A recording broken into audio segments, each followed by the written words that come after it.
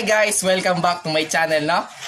So, ako nga pala ang inyong lingkod si Francis Edward Manalese na nagmula sa ikasampung pangkat at ang aking kasapi ay sina Sir Jeric Largo at saka si Ma'am LJ Ubahib.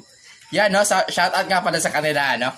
So, sa aming pangkat at aming tatalakayin ngayon ay ang tamang pagtatapon ng basura or proper waste disposal.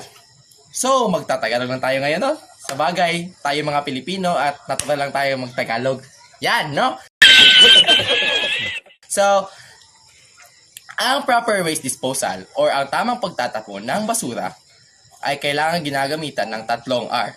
Ano yung tatlong R? Ang unang R ay ang reduce or ang pagbawas. Ang reduce ay ang pagbawas ng mga bilang ng mga basura. Nang sa gayon ay hindi matambak ang inyong mga basura. Pangalawang R ay ang reuse o ang muling paggamit ng mga lumang bagay na may pakinabang pa. Halimbawa nito ay ang pinaglumaan mong damit.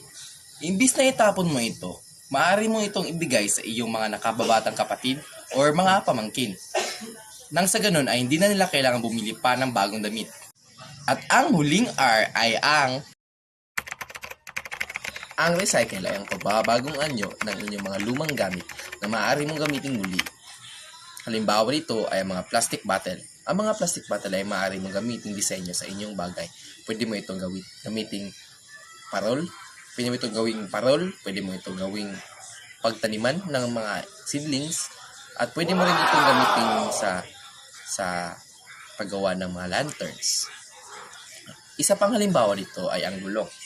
Ang gulong ay maaaring gamitin muli sa paglagay ng tanim or seedlings. Maaari mong itong pintahan nang sa ganun ay pwede mong gamitin pang disenyo sa labas ng inyong bakuran. So, ang tamang pagtatapon ng basura or ang proper waste disposal ay kailangan ginagamitan ng segregation or ang paghihiwalay ng mga basura.